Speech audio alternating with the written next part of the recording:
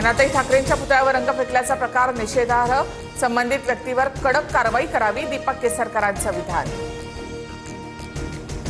मुंबईमध्ये मशीद बंदर परिसरामध्ये अनधिकृत कबूतरखाना सुरू, नागरिकांकडून कबुतरांना खाद्य टाकल्याचं समोर।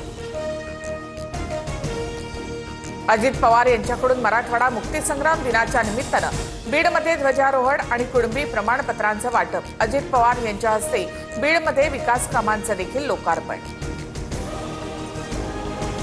मराठवाड्यामध्ये हैदराबाद गॅझेट लागू झाल्यानंतर कुणबी प्रमाणपत्रांचं वाटप सुरू।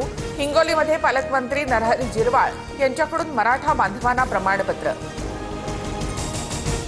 आरक्षणामध्ये काही मागे पुढे केलं तर दसऱ्यानंतर वेगळ्या स्टाईलनं आंदोलन होणार, मनोज जरांगे यांचा इशारा।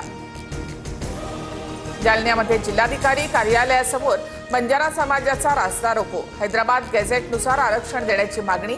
आमरण उपोषणाला पालकमंत्री पंकजा मुंडेंनी भेट न दिल्यामुळे आंदोलक आक्रमक।